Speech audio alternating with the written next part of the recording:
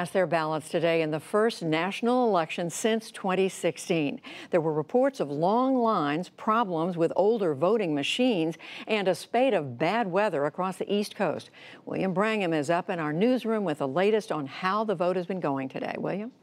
That's right, Judy. In addition to the mishaps you mentioned, there's, of course, the ever-present concern that our voting system could be vulnerable to hacking or to tampering. Juliette Kayyem is a former U.S. Department of Homeland Security official, and she's also the author of the book Security Mom, an unclassified guide to protecting our homeland. Juliette, thank you very much for being here. We've heard the usual sets of mishaps about this election so far. Older voting machines, bad weather, lots of long lines, poll stations not opening when they are supposed to. On the other front, I know that there are a lot of federal agencies that are looking out for whether there's more malicious activity going on, hacking of any sort. I know you've been listening in on some briefings that they've been having. What have you heard so far?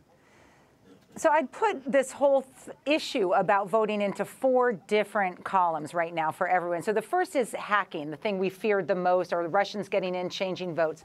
We're seeing no evidence of that. There's more activity. People are looking in and, sort of on websites and stuff, but nothing that is viewed as nefarious. So that's the good news. The second pool is fake news and misinformation. Your polling booth is closed. Immigrations and Customs Enforcement is at this polling place, so don't go there if you're worried about your immigration status. Facebook, Twitter, and others have over the last week tried to bring down some of those sites. It ends up being a little bit like whack-a-mole. They see something and then take it off. It's always responsive. And that is something that we know that the Russians are very, very much engaged with today. And it's a sort of systemic challenge for those social media platforms. The third piece that we saw the president sort of play this game, is allegations of voter fraud to be used to basically disenfranchise people. So when the president tweeted out about, there's going to be police at polling areas making sure that you lawfully are voting, it's sort of a threatening thing that is meant to mute voter enthusiasm. And then the fourth, as you let in, is just the technological issues that we're seeing. They're common. We've seen them before. Sometimes social media amplifies stuff, but some of the stuff we're reading about now in Georgia and elsewhere, it's just, a modern nation should be able to vote with a little bit more confidence than what we're seeing right now. So that's sort of the lay of the land in a nutshell. Let's unpack one of those things that you just mentioned there, which was President Trump and Attorney General Sessions basically indicating that they're going to have federal authorities and local police and officials looking out all day long on Election Day for illegal voting, which we know there is vanishingly small evidence that actually happens. I'm just curious what your sense of why they might have been trying to ratchet up fear about that, and if it might have had any impact on how people voted today.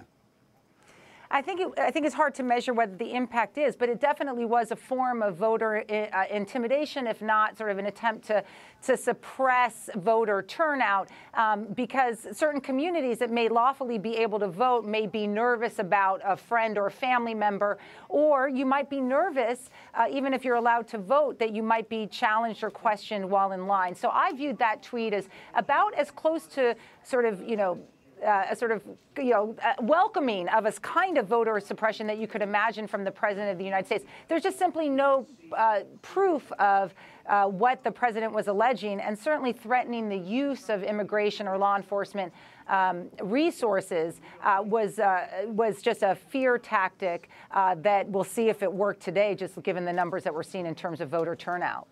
In one of her briefings today, the Secretary of the Department of Homeland Security, Kirstjen Nielsen, made mention that, as you indicated, that thus far they hadn't seen any malicious actions by foreign countries. But she raised one possible concern that after the election is over, say late tonight, tomorrow, later, that news might spread, misinformation type of news, that something had gone wrong with the voting process itself. What might be going on in that regard? So part of what the Russians or any nefarious actor want us, you and me and American citizens, to feel is to not have confidence that our vote counts. And so they can do that either by hacking and trying to change our vote, or to create atmospherics during the voting process or after that make us believe that something nefarious had happened. So the department, to its credit, and they've been really on the ball today, the department, to its credit, has been trying to bring these sites and this misinformation down. So it's a sort of attempt to try to stop the rumor mills from making you and I think that something bad has happened. Can you imagine a rumor that the AP, has been hacked and all the numbers are off? Of course, that would limit people's faith in what the final vote is. So it's good that they're being very, very focused on not just tonight, but also some of the stories that will come out tomorrow. All right, Juliette Kayyem, thanks for watching all this for us. We'll check back in with you if need be. Thanks very much. Thank you.